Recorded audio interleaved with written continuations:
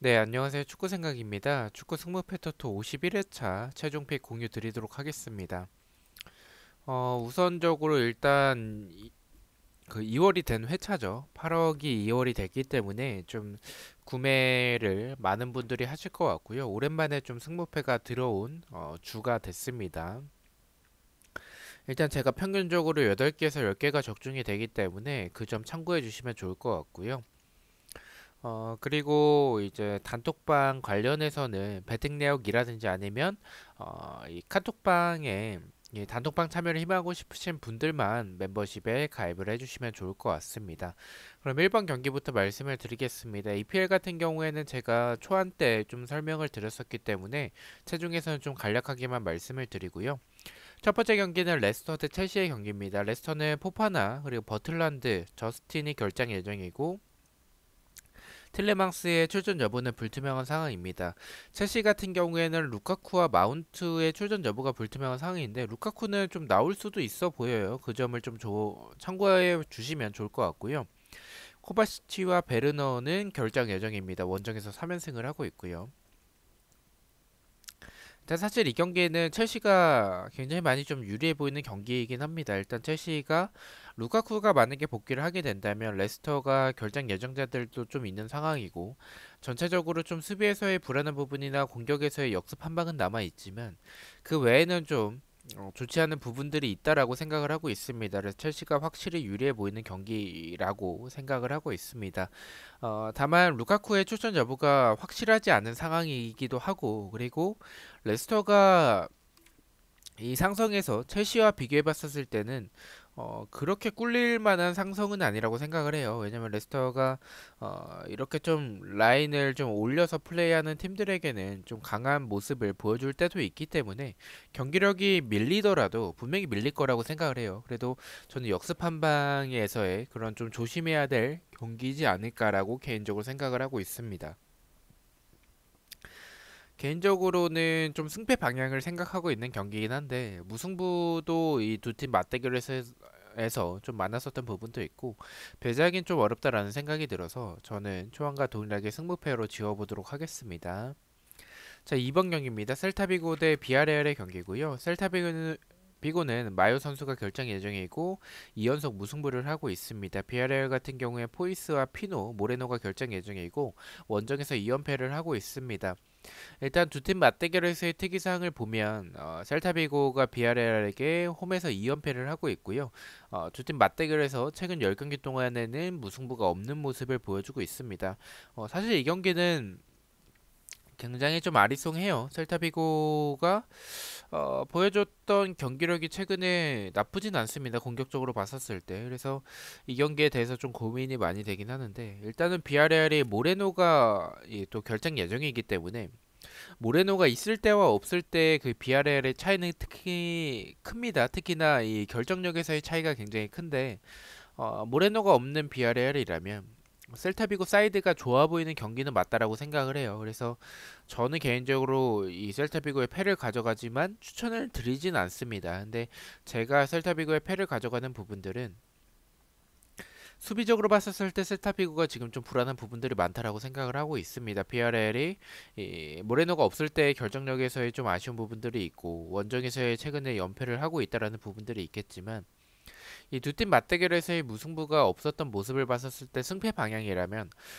저는 그래도 비아레알이 셀타비고 상대로 나쁘지 않았었던 전적을 보여줬었기 때문에 저는 더 상성에서도 셀타비고의 수비를 봤었을 때 전 비아레알이 해볼 만한 경기가 되지 않을까 오랜만에 좀 승리하는 경기 역시 되지 않을까라는 생각이 들어서 셀타비고의 패로 가져가 보도록 하겠습니다. 3번 경기입니다. 아스톤빌라 대 브라이튼의 경기고요. 아스톤빌라 같은 경우에 루이즈와 잉스, 트라우레가 결정 예정이고 5연패를 하고 있습니다. 홈에서는 2연패를 하고 있고요.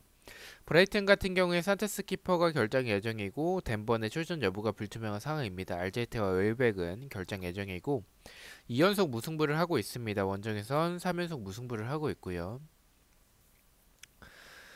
일단은 연속으로 무승부를 하고 있는 브라이튼 최근에 흐름이 사실 결정력에 받쳐주지 못하면서 좋지 않은 부분들을 보여주고 있고요.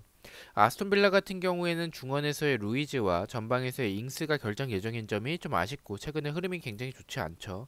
그래서 감독이 경질이 됐고 이제 제라드 감독이 선임이 됐습니다. 일단 이 경기 아스톤 빌라가 왜 정배당을 받았는지 이해가 되지 않습니다. 저는 브라이튼이 정배당을 받았을 거라고 생각을 했는데 아스톤 빌라가 정배당을 받았고요. 저는 초안 때도 이 경기는 아스톤 빌라의 승을 좀 생각을 했었던 게 이 경질 버프도 있을 것 같다라고 생각을 했고 물론 경기력만 놓고 봤었을 때는 지금 흐름도 브라이튼이 앞서고 잉스가 없는 아스톤 빌라 브라이튼이 확실히 유리해 보이는 경기는 맞다라고 생각을 하고 있습니다. 다만 저는 경질 버프와 아스톤 빌라가 지난 경기 때 보여줬었던 경기력 자체가 공간을 노리는 모습들이 나쁘진 않았었다라고 생각을 해요. 근데 브라이튼이 수비적으로 공간이 많고 크로스나 세트피스에서의 좀 불안한 부분들이 있기 때문에 저는 이 경기는 아스톤 빌라가 이기는 그런 결과가 충분히 나올 수 있다라는 생각이 들어서 이변으로 아스톤 빌라의 단통 승을 가져가 보도록 하겠습니다. 자, 4번 경기입니다. 벌리 대 크리스탈 팰리스의 경기고요. 벌리는 스티븐스가 결장 예정이고 크리스탈 팰리스 같은 경우에는 에제와 안데르센의 출전 여부가 불투명한 상황입니다. 2연승을 하고 있고요. 두 팀 맞대결에서의 특이사항은 벌리가 2연승을 하고 있습니다. 초안과 동일하게 무패 투픽을 가져가 보도록 하겠습니다. 벌리가 제공권은 아직은 살아있긴 하지만 수비적으로 라인이 좀 낮은 편은 아니기 때문에 크리스탈 팰리스가 지금의 경기력이라면 충분히 노릴 수 있다라고 생각이 들고요. 다만 벌리의 단통 패를 가져가지 않는 부분은 이 맞대결에서의 벌리가 최근에 앞서는 모습들 그리고 크리스탈 팰리스가 좀 이렇게 경기가 좀 도깨비 팀적인 부분들이 저는 좀 불안하다라고 생각을 해요. 투표율이 이 정도로 크리스탈 팰리스 쪽으로 몰린다면 더군다나 원정 경기에서 저는 좀 조심할 필요성이 있다라고 생각을 했습니다. 무승부까지 받쳐서 무패 투픽을 가져가 보도록 하겠습니다. 자, 5번 경기입니다. 뉴캐슬 대 브랜드퍼드의 경기고요. 뉴캐슬은 듀메 선수가 결장 예정이고 홈에서 2연패를 하고 있습니다. 브랜드퍼드 같은 경우에 라이어 키퍼와 아메르, 밥시스테, 위사가 결장 예정이고 4연패를 하고 있습니다. 브랜드퍼드는 결장 예정자가 굉장히 많습니다. 그래서 일단 뉴캐슬이 정배당을 받았고요. 에디아우 감독이 선임이 됐지만 지금 뉴캐슬의 전력으로 그리고 경기력으로 일단 좀 많이 바뀔 것 같진 않아요. 그 뉴캐슬의 최근의 경기력을 그대로 보여줄 가능성이 있다라고 생각을 하고 있고요. 브랜드퍼드 같은 경우에 결정 예정자가 좀 많으면서 시즌 초반에 보여줬었던 그런 폭발적인 모습을 보여주고 있지는 못하고 있습니다. 스쿼드가 얇기 때문에 일- 일단은 뉴캐슬이 감독이 바뀌었더라도 말씀드렸다시피 수비적으로 불안하고 공격적으로 풀리지 않는 모습들 저는 브랜드퍼드가 유리한 경기라고 생각을 하고 있습니다. 다만 뉴캐슬의 에디아우 감독이 선임이 됐다라는 부분들과 브랜드퍼드가 최근에 연패가 굉장히 길기 때문에 조금 경기 자체를 공격적으로 나오기보다는 연패를 끊기 위해서 조심스럽게 나올 가능성이 있다라고 생각을 하고 있습니다. 승부패가 다 느껴지는 경기고 저는 브랜드퍼드 사이드로 바라보고 있는 경기이기 때문에 무승부가 가장 적합해 보이는 결과가 나올 수 있다라고 생각을 하고 있습니다. 뉴캐슬의 단통 무승부 예측해 보도록 하겠습니다. 6번 경기입니다. 노리치 시티 대 사우스햄튼의 경기고요. 노리치는 헨리와 켄트웰, 길모어의 출전 여부가 불투명한 상황이고 사우스햄튼 같은 경우에 리브라멘토 그리고 워드프라우스의 출전 여부가 불투명합니다. 스테판과 레드먼드는 결정 예정이고요. 2연승을 하고 있습니다. 두 팀 맞대결에서의 특이사항은 노리치가 사우스햄튼에게 3연패를 하고 있습니다. 저는 이 경기 의심하고 있지 않습니다. 노리치의 단통 패를 가져가 보도록 하고요. 켄트웰과 길모어가 일단은 출전 여부가 불투명한 부분들 그리고 사우스햄튼이 노리치의 수비를 봤었을 때 압박을 통해서 볼을 뺏어낸 뒤에 역습으로 충분히 나아갈 수 있다라고 생각을 하고 있습니다. 노리치의 단통패 가져가 보도록 하겠습니다. 7번 경기입니다. 와포드 대 맨유의 경기고요. 와포드는 카바셀레와 쿠추카, 에테보가 결장 예정이고 2연패를 하고 있습니다. 홈에서도 2연패를 하고 있고요. 맨유 같은 경우엔 바란과 포그바가 결정 예정이고 맥토미니와 카바니의 출전 여부는 불투명한 상황입니다. 일단은 뭐 상대 전적에서도 와포드 상대로 맨유가 앞서는 부분을 보여주고 있고, 저는 일단은 와포드가 지금 결장 예정자 중에서 쿠츠카가 해주는 역할이 굉장히 큰데, 쿠츠카가 빠진 와포드, 그리고 맨유를 사실 제가 그렇게 믿는 팀은 아니지만, 위기에 가까워 있다라고 생각을 하고 있습니다. 이 경기까지 잡아내지 못하면, 어떻게 보면, 이 맨유의 프런트들이 솔샤르 감독을 좀 신임을 하고 있더라도 이 경기가 부러지면 저는 좀 위험할 것 같다라고 생각을 하고 있습니다. 지금 와포드가 최근에 흐름이 좋지 않기 때문에 위기에 강한 이런 솔샤르 감독의 맨유를 생각을 해본다면 저는 충분히 이겨낼 가능성이 있지 않을까라고 생각을 하고 있습니다. 구축화가 없는 와포드 그리고 수비적으로 굉장히 불안한 모습을 최근에 보여주고 있기 때문에 맨유가 그 정도는 이겨낼 수 있다라고 생각을 하고 있습니다. 와포드의 단통패 예측해 보도록 하겠습니다. 8번 경기입니다. 울버햄튼 대 웨스트햄의 경기고요. 울버햄튼은 마르카의 출전 여부가 불투명한 상황이고 네투가 결장 예정입니다. 홈에서 2연승을 하고 있고요. 웨스트햄 같은 경우에 라이즈의 출전 여부가 불투명한 상황이고 4연승 및 원정에서 3연승을 하고 있습니다. 두 팀 맞대결에서의 특이사항은 울버햄튼은 웨스트햄 상대로 2연패를 하고 있습니다. 저는 이 경기 계속 고민을 했었던 게, 승패 투픽을 계속 하고 싶다라는 생각이 들었습니다. 웨스트햄 쪽으로 지금 투표율이 좀 몰렸고 구매율도 굉장히 몰린 상황인데, 울버햄튼의 경기력이 그렇게 나쁜 상황은 아니기 때문에 웨스트햄이 만약에 득점을 하지 못한다라면 울버햄튼이 역습으로 좀 득점을 만들어낼 수도 있지 않을까라는 생각이 자꾸만 듭니다. 그래서 폴더에 여유가 있으시다면 승까지 바치는 것도 괜찮을 것 같다라고 생각을 하고 있고요. 저는 다른 경기에 폴더를 더 썼고 그리고 이 경기 단통으로 가져가자면 확실히 울버햄튼과 웨스트햄의 경기력을 비교했었을 때 웨스트햄이 보여주는 그 공격적인 모습에서 앞선다라고 생각을 하고 있습니다. 또한 웨스트햄의 경기가 풀리지 않았을 때는 세트피스 한 방이 있기 때문에 그런 날카로운 세트피스를 좀 생각을 해봤을 때는 이 경기는 단통으로 가자면 울버햄튼의 패가 맞다라고 생각을 하고 있습니다. 울버햄튼의 패를 가져가 보도록 하겠습니다. 9번 경기입니다. 리버풀 대 아스날의 경기입니다. 리버풀 같은 경우에 로버트슨과 마네 그리고 핸더슨, 케이타, 밀러의 출전 여부가 불투명한 상황이고요. 피르미누는 결장 예정입니다. 홈에서 2연속 무승부를 하고 있습니다. 아스날 같은 경우에 파티 선수의 출전 여부가 불투명한 상황이고 자카가 결장 예정입니다. 3연승을 하고 있습니다. 이 경기를 이변을 가져갈까에 대해서 좀 고민을 많이 했었던 경기입니다. 그만큼 리버풀이 보여주는 모습들, 지금 최근에 좀 흔들리는 모습들이 많고요. 그리고 아스날 같은 경우에는 최근에 흐름이 좋죠. 그래서 결장 예정자가 좀 많은 그런 리버풀의 모습을 생각을 해본다면 이 경기에 대해서 이변을 가져갈까에 대해서도 고민을 많이 하긴 했었습니다. 하지만 리버풀이 지난 경기 패배하긴 했었지만 상대가 웨스트햄이었고 웨스트햄과 아스날의 차이는 좀 크다라고 생각을 합니다. 특히나 아스날은 수비적으로 봤었을 때 측면에 대한 공간들이 굉장히 많습니다. 근데 리버풀은 측면이 나쁘지 않죠. 물론 뭐 로버트슨이라든지 아니면 뭐 지금 마네의 출전 여부가 불투명한 이런 부분들은 굉장히 좀 아쉽긴 하지만 아스날의 그런 수비적인 모습들을 생각을 해봤을 때 또한 지금 아스날이 좋은 흐름 반대로 리버풀이 좋지 않은 흐름을 보여주고 있는데 저는 이 경기는 리버풀이 좀 압살할 경기가 되지 않을까 좀 경기력을 봤었을 때는 좀 대승을 할 가능성이 있는 경기다라고 생각을 하고 있습니다. 흐름적으로 봤었을 때도 분위기 반전을 분명히 할 리버풀의 모습이기 때문에 리버풀의 단통 승으로 의심 없이 가져가 보도록 하겠습니다. 10번 경기입니다. 헤타페 대 카디스의 경기입니다.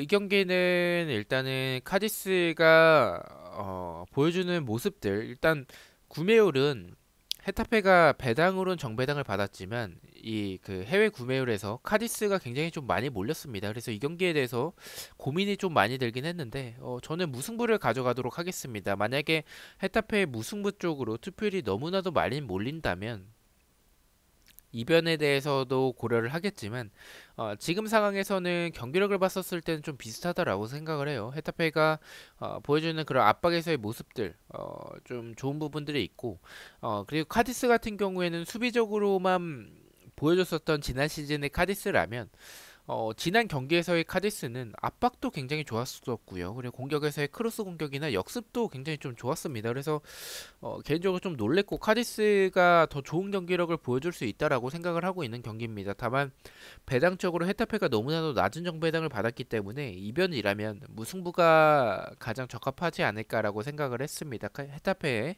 단통 무승부 예측해 보도록 하겠습니다.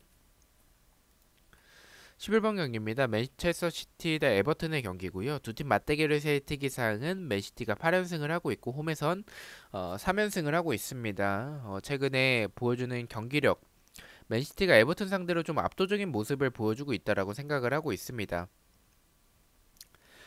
일단 에버튼이 지금 최근에 모습들이 굉장히 좋지 않죠. 그래서 맨시티 쪽으로 투표율이 많이 몰린다면 이변에 대해서도 고려를 하겠다라고 말씀을 드렸지만 일단 맞대결에서의 이렇게 압도적인 모습들 그리고 배당이 1.15배당 이거는 좀 이 맨시티를 가져가야 될 것 같습니다. 투표율도 좀 1인 경기인 만큼 이 경기가 부러지면 저는 좀 또다시 2월이 될 가능성이 있다라고 생각을 하고 있습니다. 에버튼이 지금 공격적으로도 좀 풀리지 않는 부분들이 있고 수비적으로도 지금 뒷공간도 굉장히 많고 제공권에서도 좀 불안한 부분들 맨시티가 충분히 이길 수 있는 경기라고 생각을 하고 있습니다. 맨시티의 단통승 예측해 보도록 하겠습니다. 12번 경기입니다. 토트넘 대 리즈의 경기고요. 이 경기는 제가 토트넘의 승 쪽으로 초반 때 말씀을 드렸었죠. 근데 무승부도 바치도록 하겠습니다. 사실 원래 리즈라면 승패 투픽을 예상을 하겠지만 지금 리즈가 보여주는 경기력이 좋지 않기 때문에 토트넘이 질 것 같지는 않다라고 생각을 하고 있습니다. 다만 토트넘의 단통 승에서 무승부까지 바친 이유는 토트넘이 최근에 보여주는 경기력이 그다지 좋지는 않습니다. 콘테 감독이 들어오고 나서 나아지는 부분들은 있지만 에버튼 상대로도 고전을 했었던 그런 부분들 그리고 리즈가 토트넘 상대로 최근의 모습들이 나쁘지 않습니다. 그래서 그 부분도 좀 생각을 해야 될 것 같고요. 그리고 투표율이 이 정도까지 몰린다면 배당에 비해서 투표율이 너무 많이 몰렸다라고 생각을 하고 있습니다. 배당 같은 경우에는 1점대 거의 후반에 가까운데 투표율은 좀 80% 가까이 몰렸죠. 그래서 이 경기는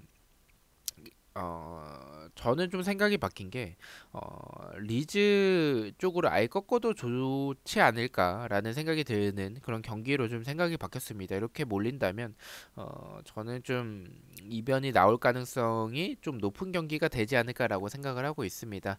말씀드렸듯이 토트넘의 경기력도 그렇게 편은 아니기 때문에 무승부까지 받쳐서 승부 투픽을 가져가 보도록 하겠습니다. 13번 경기입니다. 엘체 대 베티스의 경기고요. 베티스는 2연패를 하고 있습니다. 이 경기는 의심하고 있지 않습니다. 엘체가 생각보다는 지난 경기 때 경기력이 나쁘진 않았습니다. 베티스가 최근에 흐름이 그렇게 좋은 상황은 아니죠. 근데 베티스가 보여주는 그런 공격에서의 모습들, 엘체가 지금 수비적으로 좀 불안한 부분들이 많기 때문에 베티스의 장점이라면 측면에서의 모습들이나 아니면 역습에서의 템포죠. 근데 엘체가 그런 부분에서는 저는 좀 약한 팀이다라고 생각을 하고 있습니다. 이 경기 의심 없이 엘체의 단통패 예측해 보도록 하겠습니다. 자, 마지막 경기입니다. 소시에다드 대 발렌시아의 경기고요. 일단 발렌시아는 원정에서 2연패를 하고 있습니다. 이 경기 해외 구매율이 소시에다드 쪽으로 좀 많이 몰렸더라고요. 그래서 좀 의심하고 있는 그런 부분도 있고요. 소시에다드가 분명히 경기력적으로 발렌시아보다는 앞서는 부분들이 있지만 배당이 좀 높게 책정된 부분 그리고 상대 전적이 좀 비슷한 부분들 그리고 발렌시아가 보여주는 경기력이 저는 좀 괜찮은 경기력을 보여주고 있다라고 생각을 해요. 측면에서의 모습들이나 아니면 역습에서의 모습들 저는 좀 나쁘지 않다라고 생각을 하고 있습니다. 다만 수비적으로 봤었을 때는 발렌시아가 크로스 상황에서는 여전히 좀 불안한 부분들이 있습니다. 상대 선수를 노마크하는 그런 부분들 그리고 이런 공간에도 좀 취약한 부분들이 있기 때문에 소시에다드가 유리해 보이는 경기는 맞지만 의심을 해도 좋을 만한 경기다라고 생각을 하고 있습니다. 개인적인 제 느낌에서는 이변이 나온다면 소시에다드의 무승부가 아니라 패가 나올 것 같다는 생각이 들어서 이 경기는 승무패로 지어보도록 하겠습니다. 자, 이렇게 해서 14경기에 대해서 공유를 모두 마쳤고요. 저는 내일 저녁에 풀백과 독시픽 영상 그리고 프로토 영상으로 다시 찾아뵙도록 하겠습니다. 시청해주셔서 너무나도 감사드리고 구독과 좋아요 너무나도 감사합니다. 감사합니다.